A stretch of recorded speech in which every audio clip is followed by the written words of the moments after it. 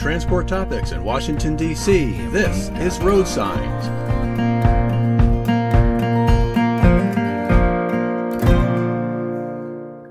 Thank you for listening to RoadSigns, the podcast series from Transport Topics that explores the trends and technologies that are shaping the future of trucking. In this episode, we're going to take a fresh look at the development and deployment of autonomous trucks. Tech companies and startups have been actively developing self-driving technology for commercial trucks for about a decade now. We've seen a great deal of progress in that time, but the road to commercialization has been a long and winding one. So what will the coming year bring for autonomous truck development? And what will it take for self-driving trucks to become a significant component of the freight transportation industry in the future? We'll set out to answer those questions in this episode. But before we begin, I'd like to share a word from our sponsor. This episode of RoadSigns is brought to you by Sailun Tires. With the North American trucking industry facing significant headwinds, Sailun Tire Americas is here to help.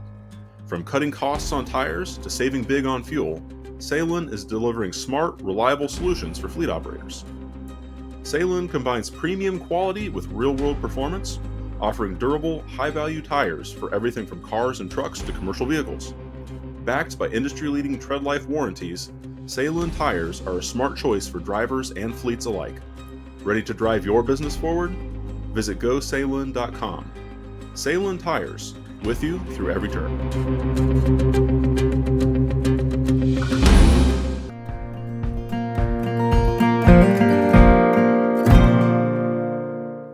And now, to learn more about the road ahead for self-driving trucks, I'm excited to bring in Lori Heino-Royer, Head of Business Development at autonomous truck developer Waabi. Welcome to the podcast, Lori. Thanks, Seth. Thanks for having me here today. I'm looking forward to it. So as I mentioned at the top, self-driving commercial trucks have been in development really for about a decade now, or at least it's been a prominent topic of conversation within the industry for about that long now.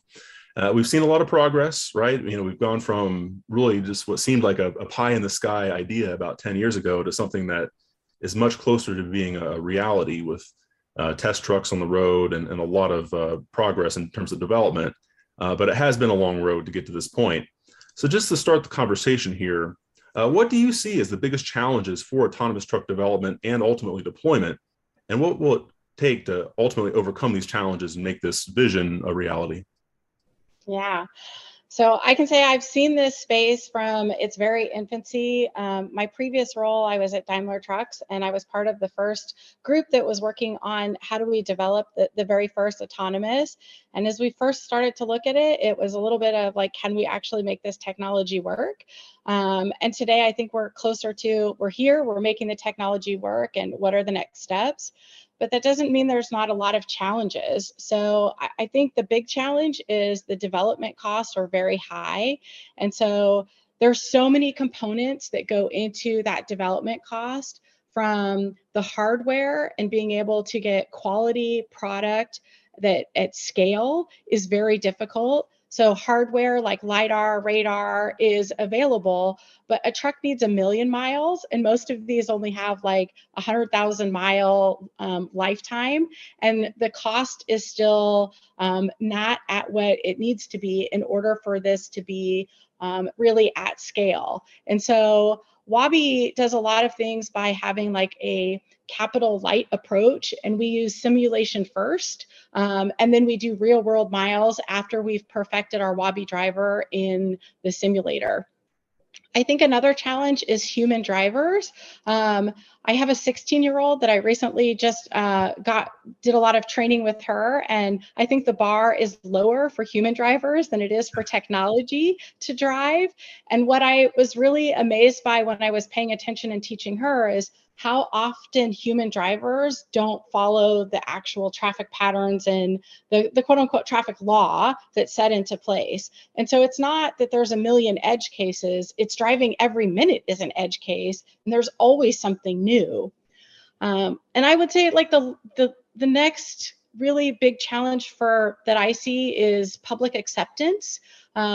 Right now, there's a lot of people who've never been or seen in an autonomous vehicle. And so there's fear in it because they don't know what's out there. I think some of the like car companies like Waymo are helping because they're building public acceptance in the areas that they're in. And the last thing I would say is regulatory clarity across the country. And this is something, every state is different right now on what they allow, and it's even different between what they allow for a passenger car and versus a truck. And I think the only thing that's really going to help here is time. That's really going to be the thing that pushes us to the next level, is letting the regulatory system work its way through.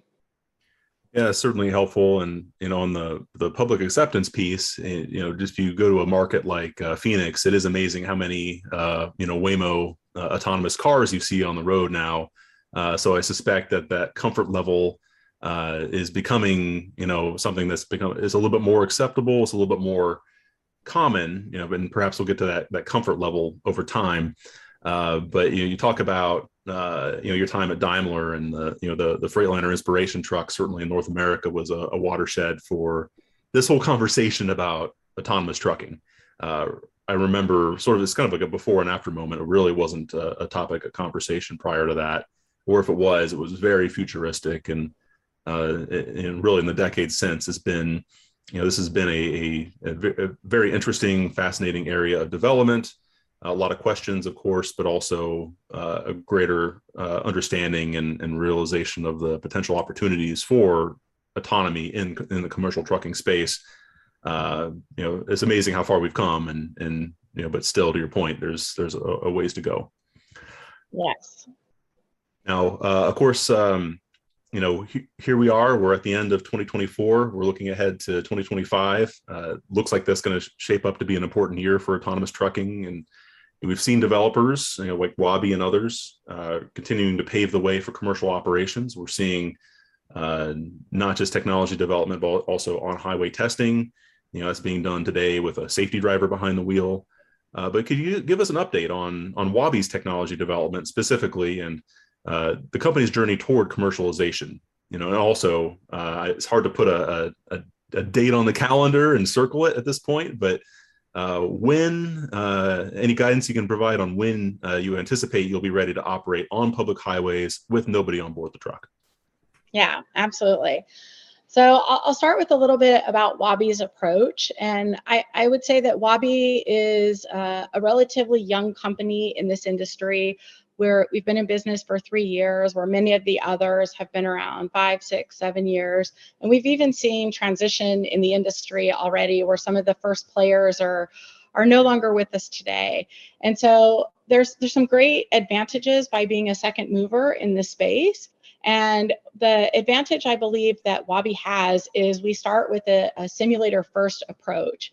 And so I'll go into explain that a little bit further, in that the truck drives down the road and it uses the hardware, LiDAR, radar, cameras, and it picks up the scene around, and it picks up all of the data and collects all of that information.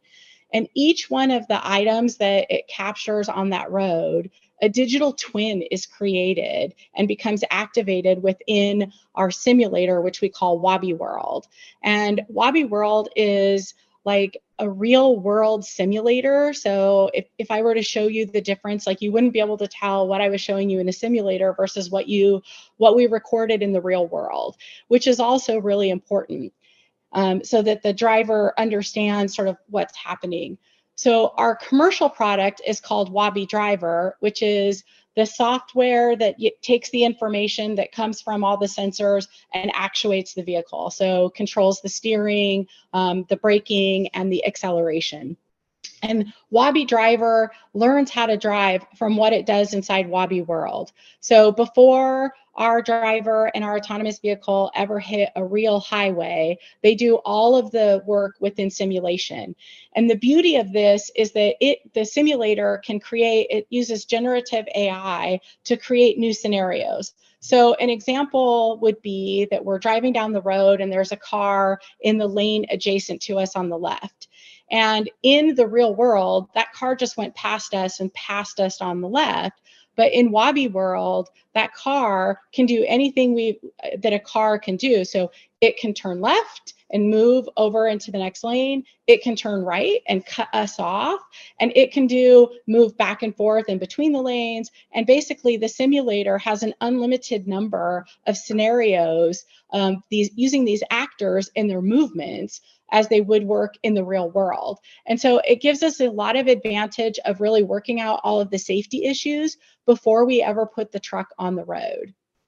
So if we talk about the commercialization side, currently we are operating in Texas today in autonomous with the safety driver. And so our objective is to commercialize the product, which is Waabi Driver. And we do that as driver as a service. So we don't plan to own any trucks. What we plan to do is to work with the OEMs, and much like you can select the engine that you want in your vehicle, we expect that you will soon be able to determine, I want this kind of a driver in my system as well. And our objective is to be operating driverlessly with really nobody behind the wheel by the end of next year. Okay, great. Well, that's outstanding guidance here, and I'm glad you didn't give this an exact date, because we know how impossible that is to do it in such a fast-moving industry like this and area of development like this. Your description of the way the system views its surroundings and thinks about how vehicles, passenger cars and other vehicles on the road might act. It really sounds like what professional drivers do today, right? You almost have to be a mind reader. What is this person doing? Are they distracted? What are they likely to do? Is this driver about to cut me off? So it's a real challenge out there for truck drivers, sharing the road with the motoring public. And, it's the same challenge that autonomous trucks will have, right? To share the road with bad human drivers, unfortunately, who are too often distracted or, road rage, whatever else the case may be, inattentiveness, but all the permutations, all the possibilities that, could come about, and thinking one step ahead or two steps ahead at all times. Despite the technology piece here, which of course is really cutting edge, there's a lot more to deploying autonomous trucks than just sensors and software. Really, I think that as we look at the state of the industry now, I think the focus has shifted more toward figuring out how to integrate autonomous trucks into the freight transportation industry, right? So we've kind of moved past the technology development as the sole focus to one where we have to really figure out how does this actually work in the real world. To do that, of course, requires a lot of partnerships and working with many different players in the industry. This includes shippers, carriers, logistics providers. So Lori, could you just give us an overview of how Waabi is working alongside some of your transportation industry partners to really bring this technology to real world freight operations? So it's less of a technology development stage and more of preparing the way for actual integration into the industry. Yeah, absolutely. I think about partnerships as the ability to access an expansive area of expertise. And when I look at Waabi as a company, our area of expertise is really in the driver, right? Like making that driver work and basically reason with the road the way that you and I would reason as we're driving our vehicle. But that doesn't mean that we're an expert in all of the other supply chain components or even trucking. Those two industries are so fragmented that it's really impossible for any one company to say, I can own all of this and be excellent and have all the expertise at all of the different components. And I think of, just the trucking industry itself, the fragmentation that's there and the understanding is so complex. And so partnerships really become a key solution in allowing us to say, let us focus on this portion, and then let's use partners to sort of bring the other areas in. And so we see partnership in areas like OEMs, partnering with carriers, with shippers, with truck stops, with maintenance providers, with law enforcement, with emergency vehicles. I mean, there's really partnerships that need to be happening all the way around in order to take all of that expertise and put it together and say, how does this work? And we're learning a lot now as we're starting to deploy how much this expertise is important, because there are some things that we think, oh, let's go try it this way. And maybe it doesn't quite work the way we want. And understanding why or how something was developed allows us to sort of move into that path quicker. And it helps us bring our development on further, especially as we look at like what new routes come. Where is the traffic? How does all of this come together? These are something that like carriers and shippers and even load brokers have so much more knowledge than we do. And being able to work with them as partners really gives us that opportunity to say, let's stay focused on what we know best, and then let's rely on our partners in order to help us in all the other spaces where they know best. Yeah, for sure. No need to reinvent the wheel on other parts of the industry that are already, highly efficient and becoming more efficient. This episode of Road Signs is brought to you by Sailun Tires. With the North American trucking industry facing significant headwinds, Sailun Tire Americas is here to help. From cutting costs on tires to saving big on fuel, Sailun is delivering smart, reliable solutions for fleet operators. Sailun combines premium quality with real-world performance, offering durable, high-value tires for everything from cars and trucks to commercial vehicles. Backed by industry-leading tread life warranties, Sailun tires are a smart choice for drivers and fleets alike. Ready to drive your business forward? Visit gosailun.com. Sailun Tires, with you through every turn. One of the more prominent examples that we've seen from Waabi is the ongoing partnership with Uber Freight. The plan being to deploy autonomous trucks on their freight network. Could you give us an update on how that collaboration is playing out? Yeah, Uber Freight is such a great partner. We're already hauling freight with them in Texas, and they really allow Waabi to offer turnkey driver as a service solution. And what it does is it gives us like access to a vast logistics network, which is critical to allowing Waabi to choose the lanes that work for us right now and be able to understand what are the next lanes, where should we expand, where is there enough traffic to make sure that what we're doing is useful and that the assets can be utilized fully. They give us operational insights and expectations. What exactly is expected when the vehicle arrives? How do we move forward from there? How do we make sure that the customer is communicated with through all of the channels? There are all kinds of systems that are already in place that Waabi doesn't need to try to reinvent. And so we work with our partner Uber Freight to help us through all of these patterns and let us understand how we fit versus trying to make them change how they're already operating business. And then I would say the last way that they have been just amazing is that they have their own infrastructure and support services, which also help if there's a maintenance need or if there's something else that occurs during the run, which is not frequent. But if something were to happen, then how do we handle it? Who do we work with? They have a whole system that's in place. And so while we will develop systems in the future that will work through these, as of right now, we really rely on our partner Uber to help us with that piece of it. Great. I think it goes without saying that safety is always paramount in the trucking industry, and that's obviously going to be the case for autonomous trucks as well. And you mentioned at the top edge cases, right? I mean, these are the very rare or unexpected scenarios the truck might encounter out on the road.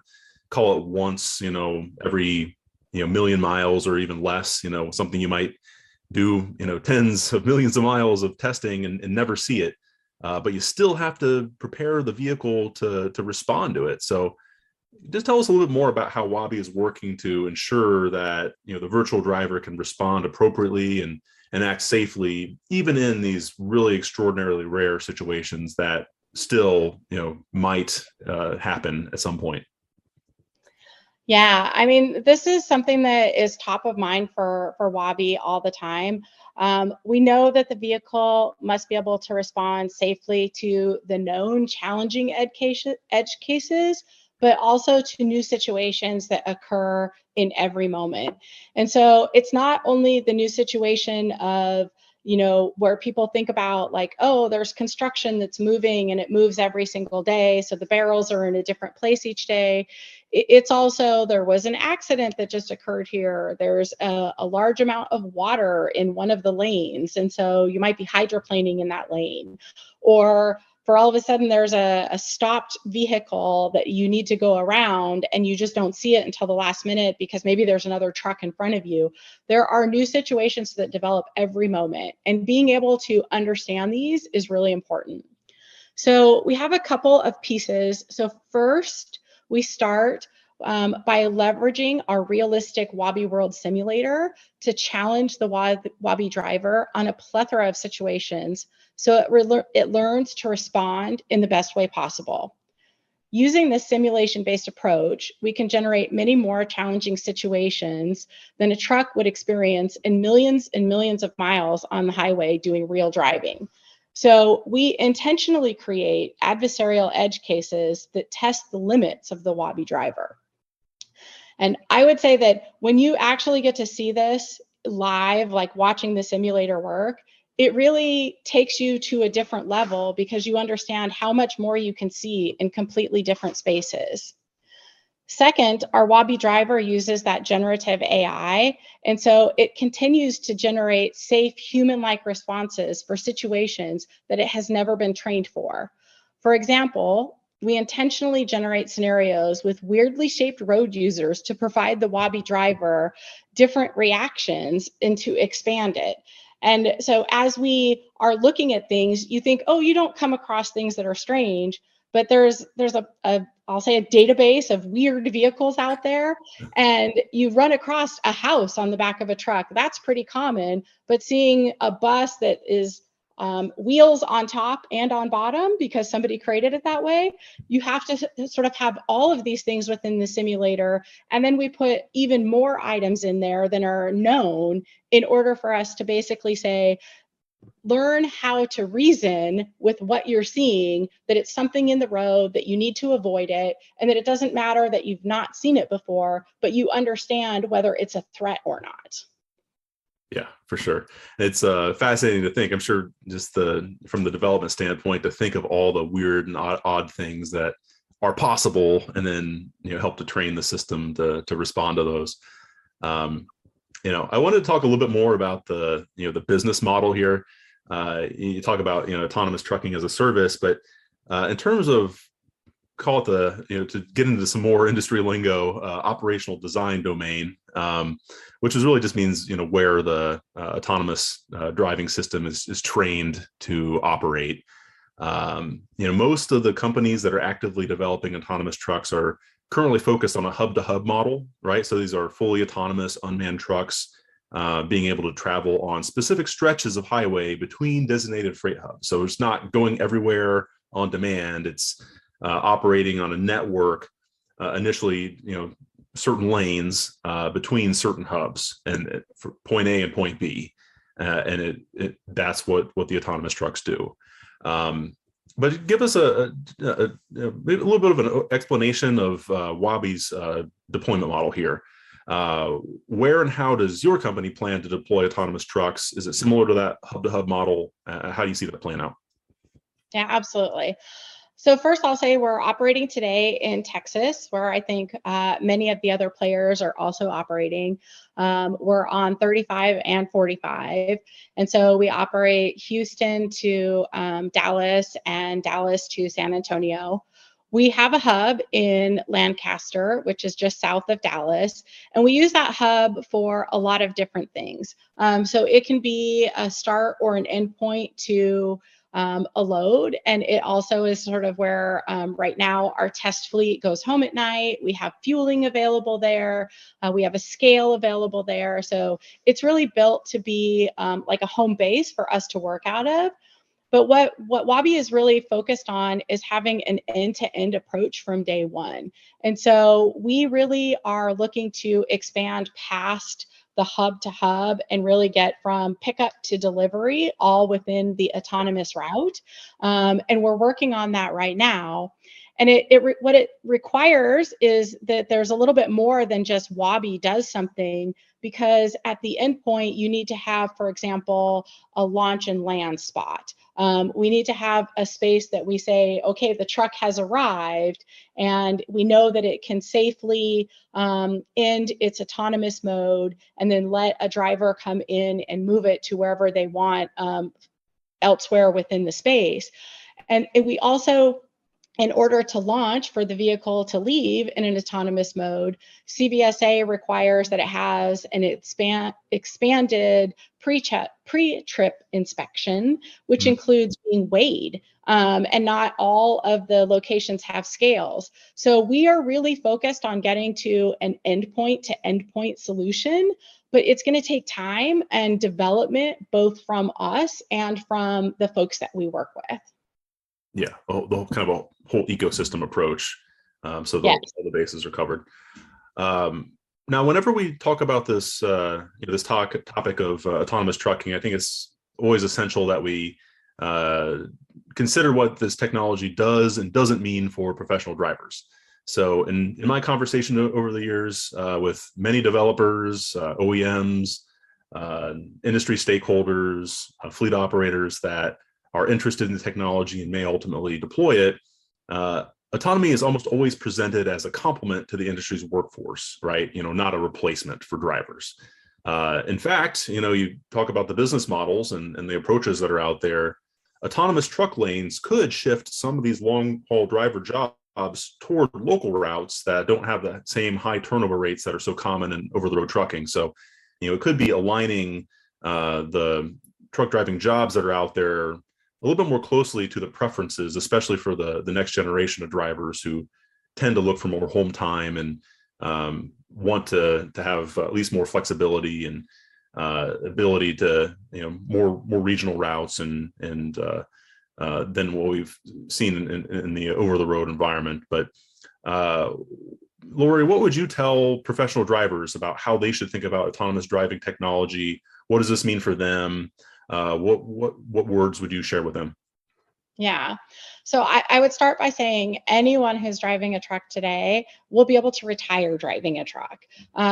So the first piece is it's going to take a while for this to really scale. So while there's a lot of excitement about this is here, it's real, it's happening, the number of units that are on the road is still very small when you look at what the total industry is like.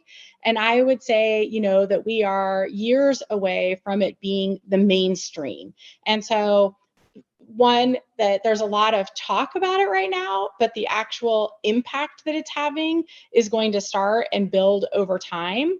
And then I think there will always be some things, like when I think about hauling live animals. I think that's always, at least as far as I can see now, going to require a real person to handle the load as well, right? It's not just how does the truck move, but actually to manage the load of what's in there and what happens if something happens in between. And there will always be some things that require it. So I think anyone who's driving today will be able to retire as a driver. They may not drive the long haul anymore. And as you mentioned, Seth, they might be more regional runs. And then I also think that there's going to be a whole other set of roles that are going to be developed that are brand new. Like I mentioned a little bit before, the CVSA requires autonomous trucks to have this enhanced pre-trip inspection that they actually need a certification in order to do. And so that job never existed before at this level. And so there's going to be all kinds of new levels. Being able to receive a truck at a launch and land location and then move it around within the distribution center or sort of like wherever at that location. It might be that you're a CDL driver that's, never even leaving your company's facility, but just moving things around or, basically working to get trucks launched, helping trucks land, whatever the pieces are. I think there's a lot of opportunity out there. It just might be slightly different than just the straight long on highway trucking that's, really the mainstream today. Yeah, it's certainly very interesting to think about.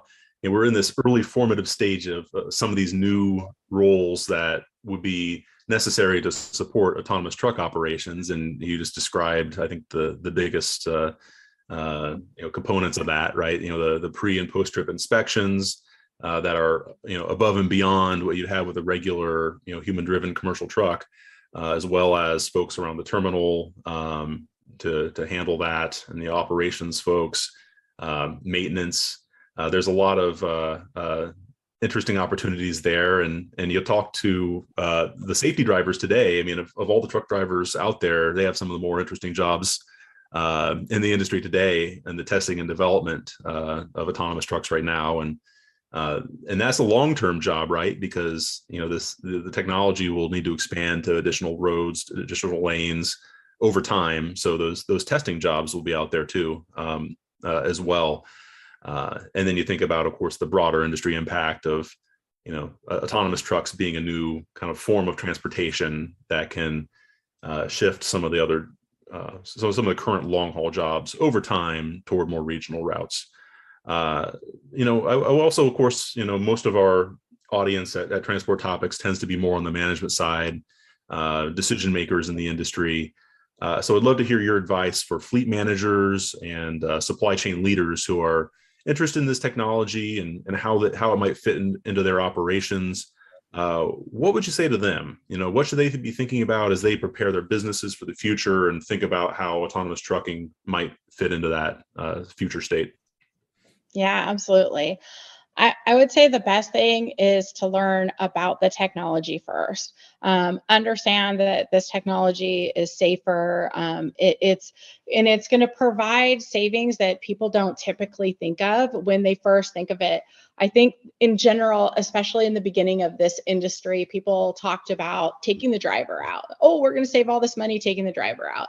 There's really a lot of other ways that it's safer. And it's not just about taking the driver out, but it's about using the capacity of the vehicle for so much longer. So when you think about using teams versus using a single driver, you're getting so much more utility out of that vehicle. And so this allows the vehicle to be operated. There's no hours of service that are set on the autonomous vehicle. And then it will also trigger all kinds of other efficiencies in how you manage through different operations. And what I've seen with the companies that I've begun to work with is, as we start working through how do we set up a pilot with you, we start running a pilot with you, and we start hauling freight, that different questions are being asked. And, oh, wait a minute, so this might lead to a change over here and a change over there. And every company is different. And because each company is different, the savings or the opportunities or the ways that they can even think about quoting freight in the future have new opportunities in it. And so it's about, I would say, being open to what the opportunities are, and then saying, how do I start to dip my toe in and then get in further and further, as opposed to saying, I'm just going to go full bore and see what happens. Because I think there's still so many learnings in this industry, and because every company is slightly different on what their preferences are, what their back-end operations are, what their philosophies are, all of these things will impact how you will use this tool as part of your new operations. And just getting in and starting to learn about it by far is the best approach. Yeah, for sure. And the companies that are partnering and being involved in the development process are also in many ways helping to shape what this ultimately looks like, right? I mean, through these partnerships and providing the guidance and insights into the developers on how this can work in the real world. Those are the folks who are also helping to shape how this ultimately looks. We've covered a lot of ground here, Lori, but before we wrap up here, I'd love to just open it up here for any final thoughts you'd like to share with our listeners, final ideas or anything we didn't get to here. Well, Seth, I want to say thanks again for inviting me to be here and participate. I think, again, the biggest piece that I would offer to folks that are out there listening is to get involved and see what it's really all about. I would say we have learned so much from carriers and from shippers on what the expectations are and how to lay something out. And then we've also had some really amazing conversations around, well, why is it done exactly that way? Is it that way because there was a human involved in before, or is there something else that requires it to be done that way? And so as we're also exploring what processes are really required versus what processes might be evolved. And so this whole learning piece, it really takes all those partners that we talked about earlier working together to find a solution. And the earlier you get involved, the more opportunity you have to shape it. Well, that's a great way to leave it, I think. Great conversation, but that's I think we've indeed covered a lot here, and we've kind of set the table here for 2025 and autonomous trucking. So thank you again, Lori, for joining the podcast and sharing your insights. We really appreciate it. All right. Thanks so much, Seth. Have a great day. Before we close, let's take a moment to revisit our original questions. What will the coming year bring for autonomous truck development? And what will it take for self-driving trucks to become a significant piece of the freight transportation industry? As we've discussed during this episode, autonomous trucks are moving closer to commercialization as developers train their virtual drivers to respond to edge cases and work with industry partners to pave the way for deployment. Moving forward, clear regulations and public acceptance will be key factors for this emerging technology. The year ahead will be an important one for Waabi and other self-driving truck developers as they expand their on-road testing and validation efforts and continue to work toward their goal of fully autonomous operations on public highways. If you enjoyed this episode of RoadSigns, please let others know. Rate and review us on Apple Podcasts and Spotify. If my questions have sparked questions of your own, share them with me and the RoadSigns team. You can email us at share@ttnews.com. We'll read them and respond daily. And of course, we'll be back soon with a fresh episode of RoadSigns. Until then, I'm Seth Clevenger. Thank you for listening.